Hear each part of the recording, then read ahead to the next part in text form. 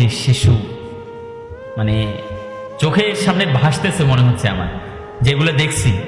এত বাচ্চা, কত মায়ের বুক খালি হয়ে গেল। মানে পরিবার ইফতারে বসছে, একসঙ্গে খাইতে বসছে, ওই মুহূর্তে ইসরায়েল তাদের বোমা নিক্ষেপ করে বিল্ডিং, কত শত বিল্ডিং যে নষ্ট হয়ে গেছে, শেষ করে দিছে, ধ্বংস করে দিছে। মানে রক্তের খেলা শুরু করে দিছে। মুসলমানরা হয়ে, মুসলমান এত পরিমাণ দুর্বল হয়ে গেছে, আমি জানি না এটা আমাদের, মানে আমরা যে কি যে করবো, আমাদের যে কি করা দরকার, আমরা ইউনাইটেড, একতা হতে পারছি না। আমাদের দরকার জিহাদ।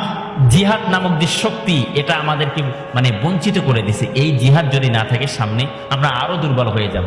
অতএব আমাদের এখন থেকে উচিত ফিলিস্তিন মুসলমানদেরকে রক্ষা করা। আমরা তো কোনোভাবেই পারতেছি না, না পারি অর্থ দিতে, না পারি তাদেরকে সাদকা দিতে, না পারি কোনো সাহায্য করতে, না পারি মৌখিকভাবে বলতে।